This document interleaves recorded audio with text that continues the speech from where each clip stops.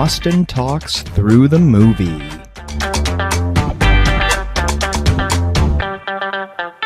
Howdy, I'm Austin Larson, and this is Austin Talks Through the Movie.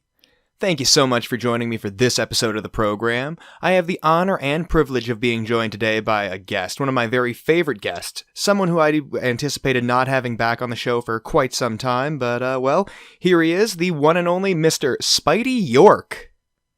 Yeah, everybody missed me. I had to leave behind that wonderful sect of Christianity and come back early.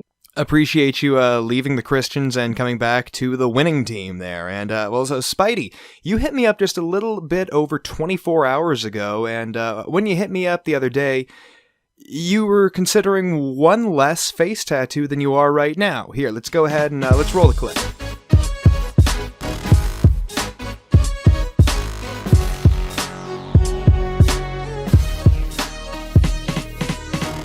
Yes, that would be correct. It actually wasn't that I was considering one less face tattoo. It was that I had one less face tattoo because I've been considering getting it for a while. And then, like, last night, I had a dream that I had a face tattoo. And when I woke up this morning, I was like super bummed, especially because I had a text from my PO saying that I need to be in her office tomorrow at 10. And so I'm like, man, I had a dream that I had a face tattoo, and I don't have a face tattoo in real life. And now I'm getting like anxiety about going to jail. I really want to like look pretty for this mugshot at least. I'm getting a face tattoo today because I recently got my stimmy. And so I called like this one tattoo place that it was like the only one open at that hour. And I can't remember their name. The guy like answered the phone all weird. He acted kind of like he couldn't hear me or anything like that. And we finally were communicating with one another. And I was like, I was just calling to see if, you guys were like still doing tattoos with, everything going on pandemic wise and whatnot, how everything was going with that. And he was like a total smart. He's like, well, this is a tattoo parlor. I'm like, okay, well, that's why I called you to ask about getting a tattoo. And he was like, well, this place is appointment only. And I said, well, I'm guessing you don't have any appointments for later on today. And he's like, probably not. And just a heads up, most places, like, if you make your appointment a couple days ahead and not the day of. I said, well, okay, I'll be sure to never fucking make an appointment with you guys because you're a piece of shit. And I hung up the phone. I mean, like, on one hand, I understand that, yeah, most places it is kind of, most places are, they prefer an appointment, but at the same time, it never fucking hurts to ask. Jeez, don't be a dick, dude. It was just a question. Jeff Stacy Tattoos, how may I help you? So maybe you're better off not getting a tattoo from fucking Jeff Stacy. Oh, I totally would. Can you imagine the stories he could tell? And then I just asked her a question, and next thing you know, I'm on TCAP. I learned how to tattoo in prison. All right, so how long were you in rehab for, man? Please don't call it rehab because it was the farthest thing from rehab. It was come work for the church. Jesus, like indentured servitude? It really was. The program was called Life Change. I was in a spot where I was like, okay, I can go for some life changing. When I got there, I realized that like this was a lot more geared towards like helping out people who have been like living on the streets and probably living on the streets for like quite some time. And their answer for curing that was good old fashioned hard work and reading the Bible. They kind of took it a step further by saying, well, since we're putting you up here and feeding you every night, you, for lack of a better term, work for us. And so every day, me and 3 other guys who were part of the steward crew would clean all 5 floors of the facility. And some days it was disgusting because like there's this one dude walking around like purposely clogging toilets. I almost got into it with him over that actually. I think you need to tell us about this. What? I think you need to tell us about this. He had a couple bolts loose, you know. Okay. They were only loose. They weren't like gone. Okay. All he did was like, you know, talk to himself, and he called it his alien in his head that would tell him jokes and stuff like that. And one day while I was cleaning the bathroom, he is in the stall taking a shit, and he comes out after like using a whole roll of toilet paper. Like it, you know, you could hear him untethering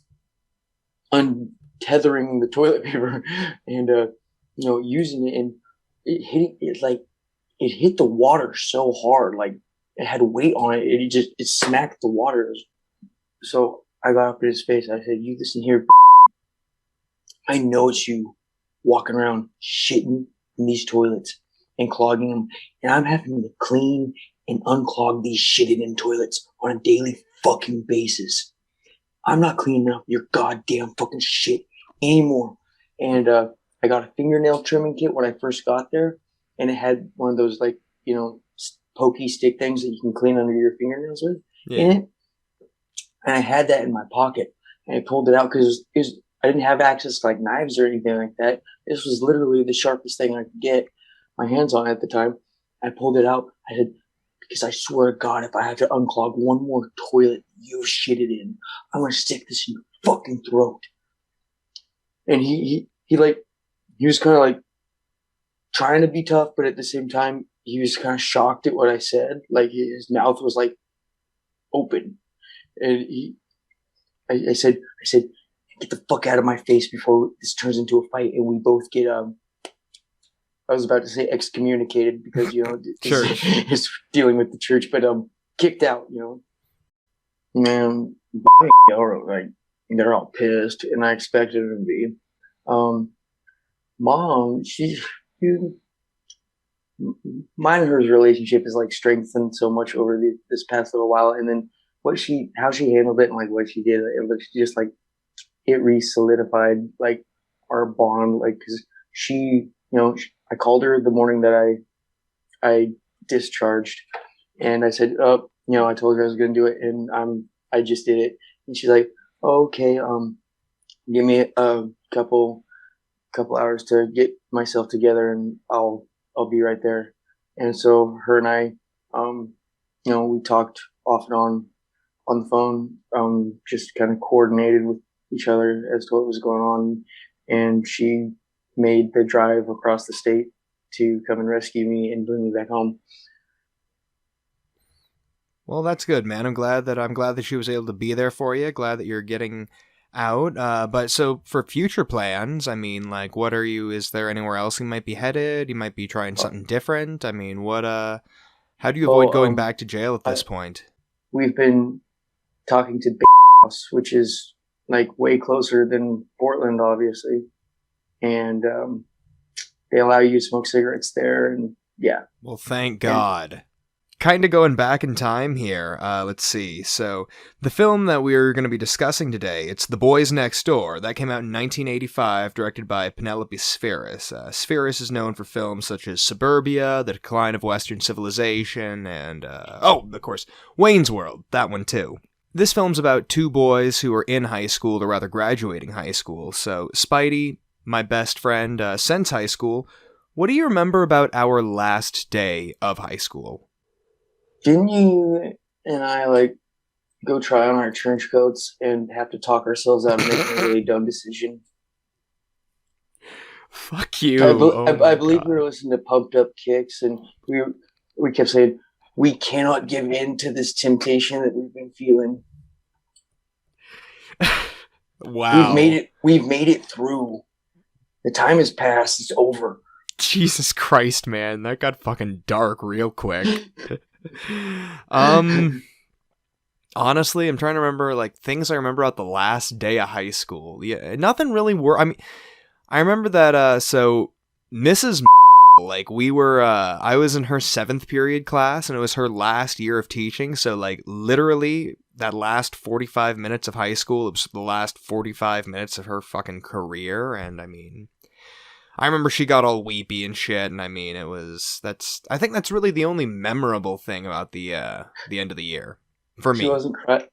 She wasn't crying because her career was ending. She was crying because she was finally experiencing happiness for the first time in however many years she'd been teaching that she was going to be away from all you little rat bastards. You were in her class too. Fuck you. She loved me. And I thought you were gonna say that she didn't cry because boys don't cry. She looked exactly like Robert Smith from The fucking Cure. You Yeah, cannot Robert contest Smith, that. like wore dresses from the 1920s and high heels. You obviously don't know anything about The Cure, okay? Um, So do you remember any like senior parties, hijinks, end of the year bullshit, that our class put on? not that our class put on. I guess the kind of Then the again, popular, I the in wasn't like, crowd, I mean, I'm not talking about the shit you and I were doing. I mean, I'm talking about like the shit, and I guess all the, the see, cool that's kids. the shit you and I were doing is like the only shit worth talking about, man. Because everything else is like No, lame exactly. compared to what we did. Yeah, pretty much. I remember there was I think on the night of the last day of senior year, they had that big like all night rager out in the woods, where everyone like brought weed and booze and like did you go to that? I didn't go to that. No, I went to version of that. Oh God, Jesus, that No, sounds. so did Oh God, this sounds like a pop punk video. dude, like that picture. That picture on my old Facebook where I like look hella like Wait, wait, wait, autistic. wait, wait. No, no. The last day of senior year, you were not hanging out with that day, dude. Are you sure? Dude, I mean, you would like propose to like the last day of senior year, like you had already Oh, proposed to. You motherfucker! You don't even know what you're talking about. no. I'm sorry. I get these K women from Pilot Rock mixed up. Well, dude, do you know how many fucking women I have in Pendleton? Yeah, I feel that. I thought you had like one. Dose, but they look alike. I mean, they kind of look alike, and they're around. I mean, they're easy to confuse. I'll put it that way. Going back to the end of high school though, and then they had that. Then like I remember the parents put on that all night like party at the rec center, and I like. Did you go to that? I didn't go to that. Who wants to go to a party that parents Apparently, a have lot of thrown? like kids we went to high school with. I mean, there was like door prizes, like they were giving away PS4s and TVs and shit, And I mean, like it's kind of a tradition, I guess. Like basically it's an all night party. Like the parents aren't there, but I guess they rent out like like the rec center and like the pool and shit. But I'm like, I don't want to be Um, locked in the fucking rec center, for a whole night with these people that like for the first time I can get the fuck away from. yeah. Yeah. I didn't. I think. Obviously, I probably talked shit on it like with you back then when I was living that in that time of my life. But I had totally forgotten like there was any sort of party thrown by the parents that year. And so when you just said that, I was like, it's like, man, no wonder this like society is devolving at the rate that it is because back when I was a kid, if my parents had anything to do with like what me and my friends were doing, it was obvious or it was automatically like trash. Like we didn't want anything to do with it anymore after that. So for nowadays, people would be going to parties thrown by people's parents. No wonder we're messed Motherfucker, up. this was when we were 17 and 18. This is the. Well, but I thought you meant like the parents were at the party and like partying with the kids. Jesus. Okay, no. Okay, fair point, fair point. So, when we graduated, were you ready for high school to be over? Um, I thought that I was because I thought that I had everything figured out, and I knew what I wanted. But like, geez, life like bitch slapped me hard, like almost instantly after high school, and showed me that all of that was just easy shit compared to the long road ahead. You know? Yeah. I mean, in some aspects, yeah. I mean, life was a lot easier in high school, but for me personally, I feel like the freedoms I have now as an adult and the perks, the benefits, really they do outweigh the convenience of high school. So for me personally, I mean, I wouldn't want to go back to high school, but even then, thinking about it, I mean, well, shit. Okay, thinking back to my senior year, fuck, I was ready for it to be over like as soon as junior year ended. I mean, yeah, I was yeah, ready for it to be over when I was in kindergarten. pretty much, dude. Fucking, I was so ready for school to be over. But all I'm right, I'm glad that you feel that way. See, it is nice to like not have to go to school and everything like that. But I'm somebody who like probably shouldn't have those extra freedoms that you get as an adult and not have to worry about school because um, what I do with those extra freedoms is it's extra, all right. yeah. All right, man. Well, so this is going to be a fucking trip to watch. This is The Boys Next Door. We're going to be watching it for free. Link is going to be in the description of the video. We're watching it for free on Tubi. All right, Spidey, you ready? Can I just say something real quick? I want you to like just remember the fact that I was watching this on a bus going back and forth between Walla Walla because I had to like divvy up the times in which I was able to watch it because my phone had I think the highest it ever got during my entire trip was 15%. That was as long as I was ever able to charge it for. So just keep that in mind. Bear with me. That's all I'm saying. No worries, dude. Appreciate your honesty. All right, yeah, we're watching it for free on Tubi. Link is in the description.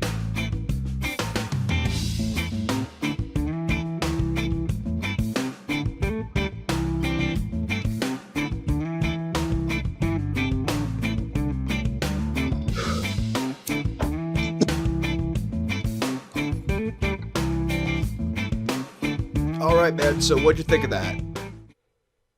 Well, I mean, I'm just gonna come right out with it, man. I think that's the greatest name for a dog I've ever heard. That's what you took away from the film. Well, no, I mean, like that's honestly that is the first thing that comes to mind. I mean, that was a great film. It does like since you and I had kind of talked about this movie, that automatically planted the seed of Foster the People's Pumped Up Kicks in my head.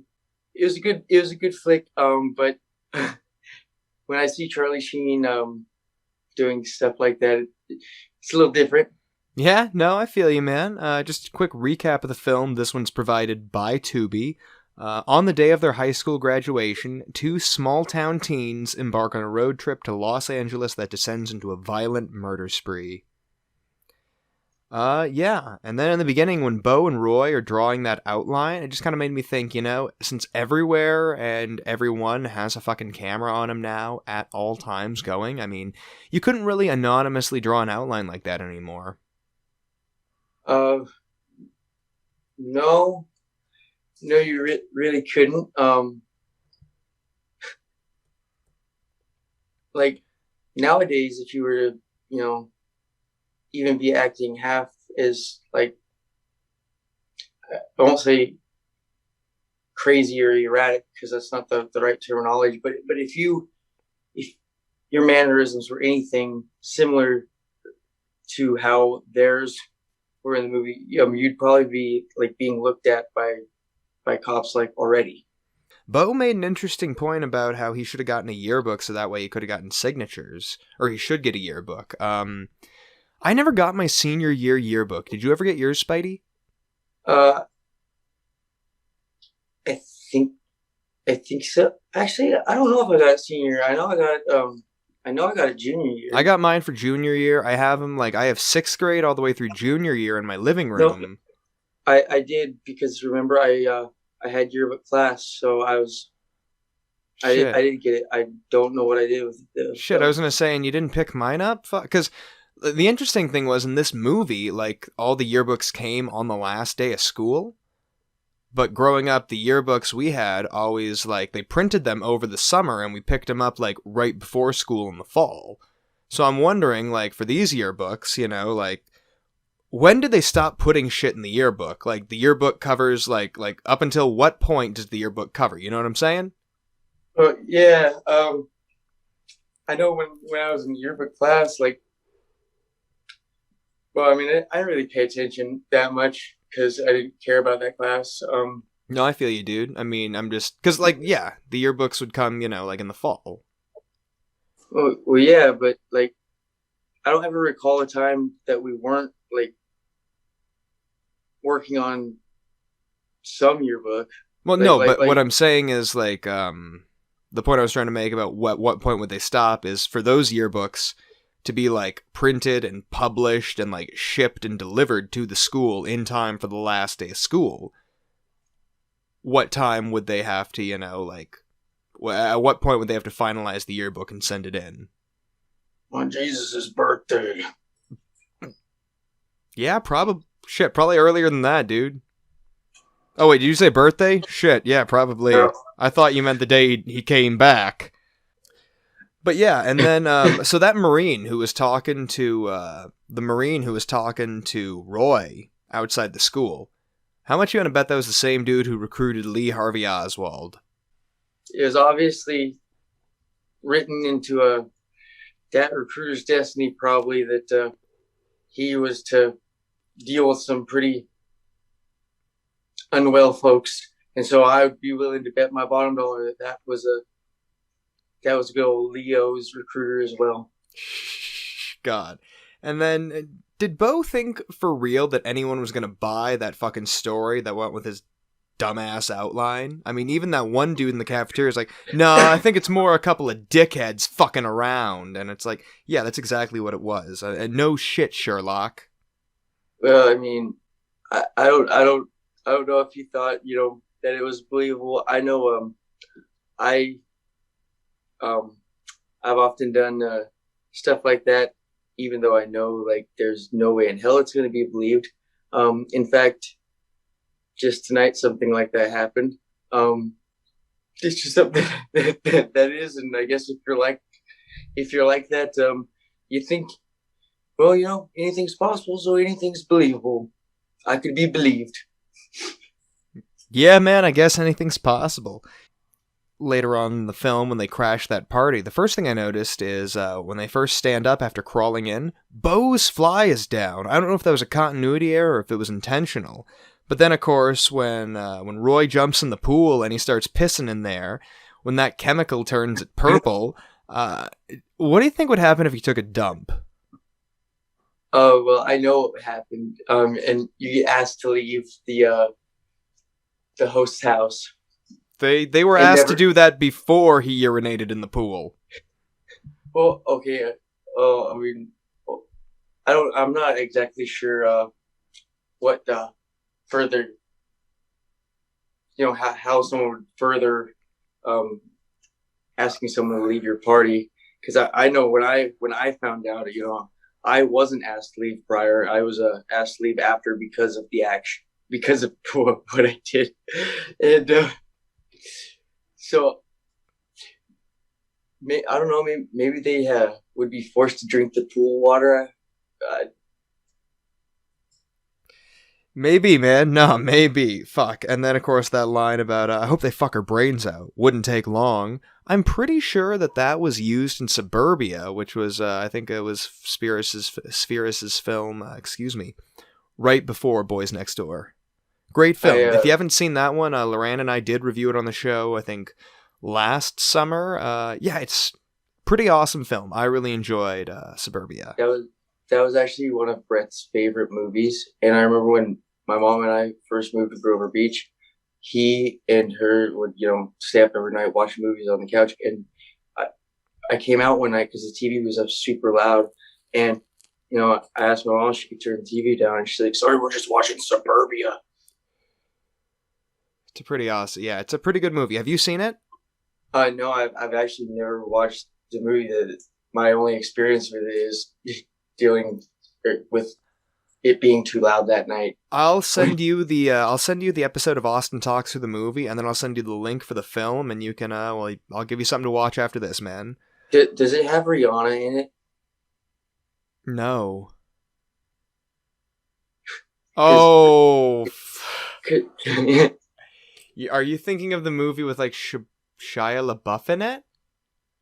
No, Rihanna does the song Suburbia. It's like the darkness in the night. Disturbia? Oh shit. You motherfucker. Oh my, I love you, dude. Oh my god. Like you mentioned earlier, Boner the Barbarian, though. That is the best name for a fucking dog. When I heard that, obviously I didn't see Eddie at all today, but it is now in my head that's his name now. It's no longer Eddie. It's Boner the Barbarian. You know, it kind of reminded me of when senior year when I was playing D&D with those guys, how my character, I can't remember what race he was, but I remember his name was Dildonius. Dildonius, yes. But then when Bo and Roy are kind of looking at the factory and they're like, yeah, this is where we start on Monday, I feel like Pendleton has, it's not one factory, but they have a lot of manufacturing jobs. And the prison. Or being a meth head. I was going to say, yeah, I didn't say working at the prison. I said you're going to end up at the prison, maybe working, maybe pleasure. Or now, working in a factory. I haven't been to prison yet. Oh, that's true. You haven't been to prison yet. I hope you don't cross that one off your list. But then seeing a younger Chris McDonald as the detective, I mean, in my mind, he's always going to be Shooter McGavin, I eat pieces of shit like you for breakfast from Happy Gilmore. I thought that's who it was. Yes, sir. But then, did it bother you at all? Like, it looked like both of those detectives were carrying their pistols, or revolvers rather, cross-draw. Yeah. Yeah, I mean, literally, that's not good. I mean, because literally your hand has to cross over your body, leaving you unable to defend, to reach for your pistol. I mean... Yeah, I mean, like... it was one thing that, from a tactical standpoint, I looked at and I'm like, if you guys were sitting down, like if you were, but like if you guys are up and walking, I'm like, a shoulder maybe, but honestly on the hip, I was like, but cross drawn on the hip, I'm like that. I just don't jive with that, dude. When it comes to like tactical gear and stuff like that, especially for like those entities that allows their employees to be kind of liberal with how they're, with the equipment that they choose to use. They don't have necessarily a standardized, like, uniform loadout. One guy can have his, thing on his holster. The other guy can have a cross draw. It's all no. I mean, I completely understand that, but I'm just saying, like from the perspective, like if I'm going to have to reach for my weapon because, oh shit, I might be in a gunfight quick, it's a lot quicker to reach right there on the hip than to actually cross your midsection. That's all I'm saying. Yeah, that's totally true. I know this isn't the same thing, but back when I'd play airsoft a lot, I had, when I first started out, I just had a holster that you would mount on your belt for my pistol. Mm-hmm. And every time I'd like crouch down and, I was like brushing up against trees and, falling over on it. But the buckle would it'd come unbuckled and my pistol would wind up falling out. Yeah. And, like I said, I know it's not the same thing, but, maybe that's why those characters didn't like holsters or hip holsters. Okay, maybe, dude. I guess, yeah. Good point. And weapon retention. Who else wears a cross draw? Who? Does he really? For real. Wait, for real? He cross draws? That dude has a fucking beer gut. Jesus, no, that's a terrible idea. He wears a cross draw. Does he have to suck in his gut to draw? Huh? Does he have to suck in his gut to draw? I mean, just his arms are so short and his belly's so big. I mean, well, I don't know, because he's always saying, "Well, I hope to never have to draw this thing." Yeah, I hope he doesn't either. But if he's hoping to never have to draw it, maybe he shouldn't carry it around everywhere with him. Yeah, because he's one of those. Oh, dude, I'm kind of scared. Like, low-key, I don't ever want to, like, visit your grandparents just because I'm afraid that he will, like, you know. The day my mom picked me up from Portland, I said, he's probably going to be waiting for us in the driveway because he's done with my shit. I'm gonna settle this once and for all, boy. I'll teach him to make me bail him out of jail.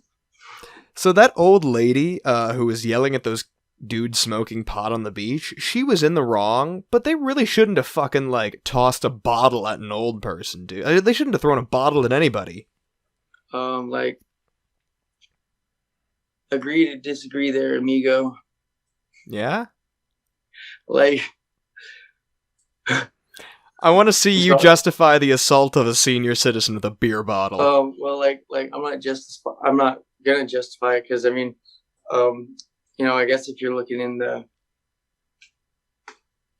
for justification for it, there really isn't. And then, of course, when the beachgoers are trying to hunt Bo and Roy down, as they're making their getaway, when they're taking that girl for the joyride, the bikini girl, and she's just, riding on the hood, holding on for dear life, while they're just kind of racing around being dickheads, it kind of reminded me of the one lyric from the, SR-71's classic song, 1985, Just, she was gonna shake that ass on the hood of Whitesnake's car. Yellow SUV is now the enemy. Yeah.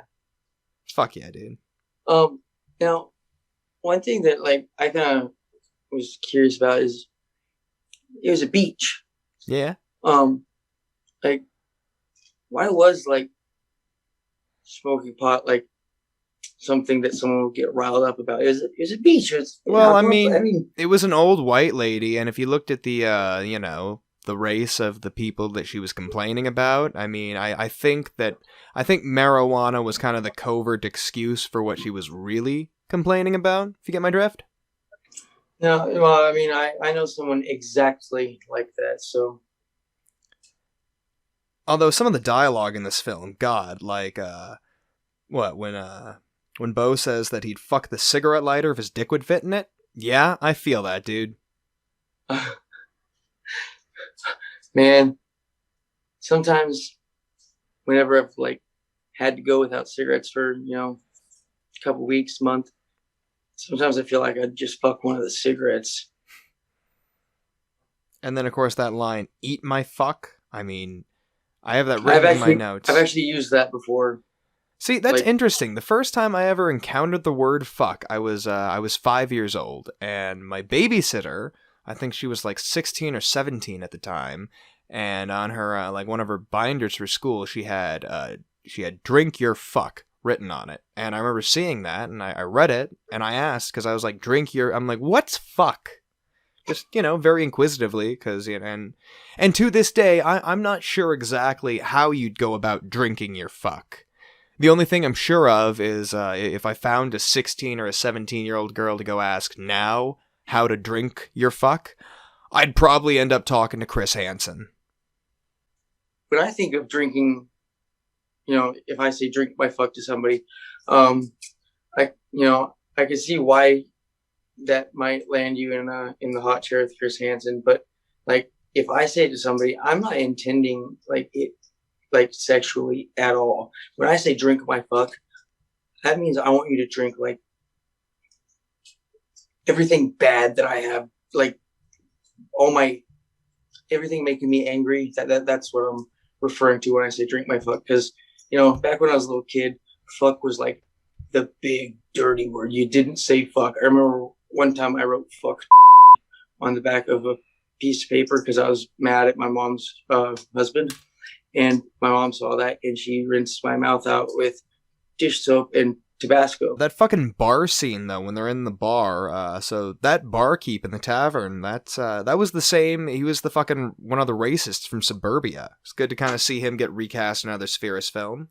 And then when they're leaving the bar later, when Roy's reading that note on his car, is he fucking literate? How the hell did he finish high school?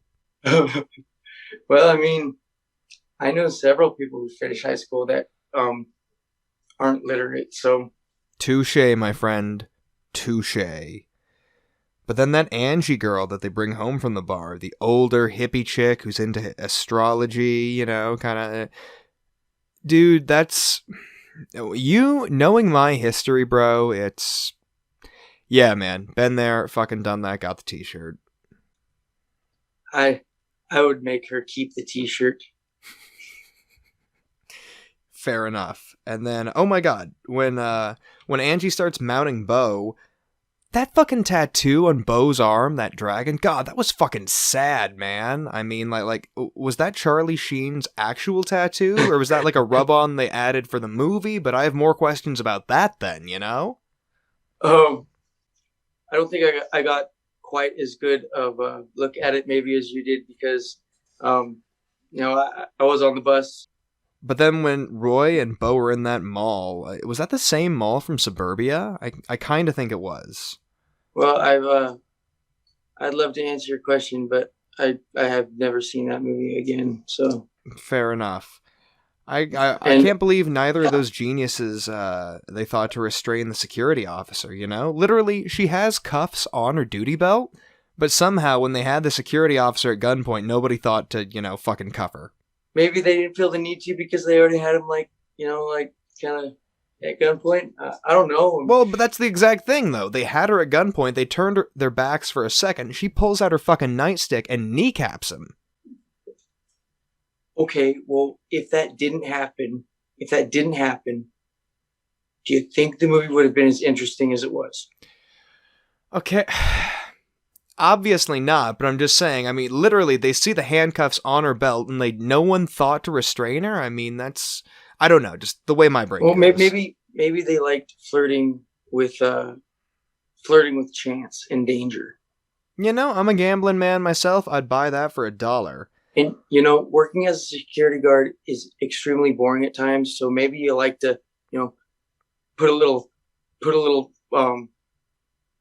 shake things up a bit. You like to dance with death from time to time. So it's like, let's see where this goes. Okay, true, man, true. And then, of course, Bo said, well, I had to stop Roy. Bo could have fucking prevented all of that bullshit, man. Although I did really like how the film was framed, the beginning and the end with a chalk outline. Alright, just some of my final thoughts here for 1985's The Boys Next Door.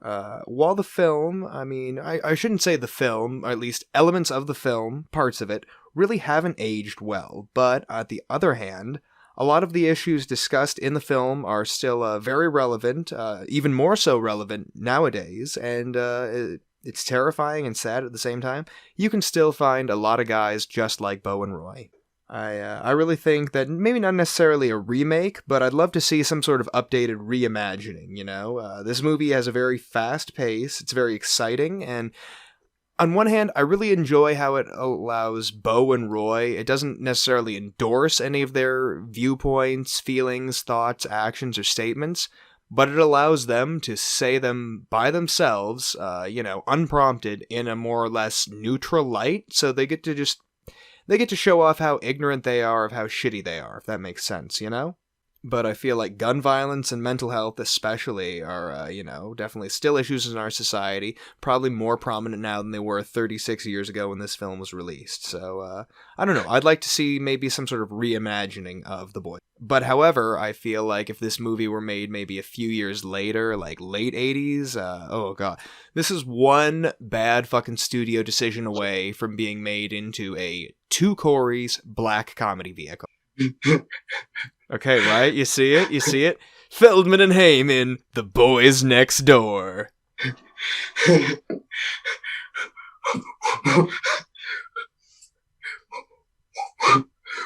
What does this Corey do when this Corey's angry? Find out. But, right? Seriously. I know that we kind of talked about how, you're my best friend, you were in high school back then and everything. Honestly, I feel like one of the main differences between Bo and Roy and you and I, Bo and Roy wanted to fit in. You and I really didn't give a fuck.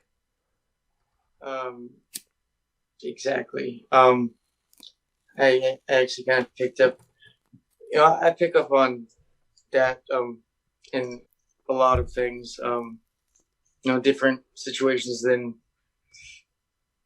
seeing it in a movie. But I find myself thinking about how different of high school kids you and I were compared to the others, because people were so concerned about like fitting in and being a part of this clique, or being homecoming queen or whatever. And you and I were just these two guys who were like, you guys are like, you realize that you guys are fucking stupid for even investing so much of yourself into this high school scene. It's dumb to be here. We're literally only here because we have to, and everything else sucks, and you suck, and fuck you all. I hope you fall out of bed tomorrow morning and bump your head so that you have a rotten day. Hey, very powerful words, my friend. And I think the only person that we actually like legitimately liked was Miss. Oh, and Mr. So too. Miss was a fucking badass, dude. God, I remember making fun of kids who bought class rings. I'm like, you're supposed to graduate high school, you dumb motherfucker. You gonna spend $200 on a ring for it? God, this generation and their fucking participation trophies. Rawr! You wait till next generation, because you won't have to buy the ring anymore. You'll just get it for being in school. Okay, but that kind of makes sense though. It's like, if you're gonna force me to be in school, but then you're gonna sell me a $300 ring commemorating it, I mean, that's some fucking horseshit right there. Well, I mean, but that's like the people who go on TV and they sell. Well, I mean, sorry, I didn't mean to cut you off. But yeah, I guess it would be a true participation trophy, but at the same time, like, yeah, but I mean, people will sell anything if they know somebody will buy, It's kind of like the people who go on TV at 3 a.m. selling the 9/11 commemorative coins, It's like, you said you'd never forget 9/11, prove you'll never forget by spending $100 on these commemorative silver coins with the Twin Towers on them. What the hell is 9/11? Why are you trying to sell me a coin with it on it? Oh my god. Spidey, thank you so much, so much for being back on the show. Pleasant surprise. Really glad that I could have you back on. Glad it worked out for both of us. Real quick, is there anyone you want to shout out who might be viewing the program? I'd like to give you a shout out. I love being on your show. It's like, I look forward to it every time I've been on it. It's like the biggest treat. I miss hanging out with you, and I feel like this is like, it kind of reminds me of old times, kicking it with you and whatnot. And, I enjoy watching the shows. I remember the other day I saw you posted that on my wall, and I didn't want to let anybody know that I was actually, out of rehab yet. And so I went on Facebook and I made sure my active status thing was turned off so that it wouldn't show as me as being active on Facebook. And I clicked the link and it took me to the YouTube page, and I had to watch it. I had to watch it twice actually, because I was like, that was so fucking awesome. I can't wait to tell him that I loved it. And I favorited it. And so when you told me it's on YouTube, I was like, it's already in my favorites, dude. I really appreciate you, man. Thank you. And you're a good friend. You're a good friend to have, man. And I really enjoy what you do with your show. It's awesome. However, when you and I do that live episode, or the live interview, you and I need to like sumo wrestle in backyard and roll around and like the dog shit and everything. Like, we need to just go at it. I'm fucking down, dude. I'm fucking down. It's gonna be the best episode you've ever made, because it's gonna be like, on this week on Austin Talks Through the Movie, we won't necessarily be talking through a movie. We're going to be talking why I liked it and he hated it. And we're going to be doing a lot more than just talking through it. I'm going to beat his ass for disagreeing with me. Oh, bullshit. I'm going to have you tapped so fast, motherfucker. Spidey, thank you so much for being on the program, dude. Love having you. It's always a blast, and we'll be seeing you next time.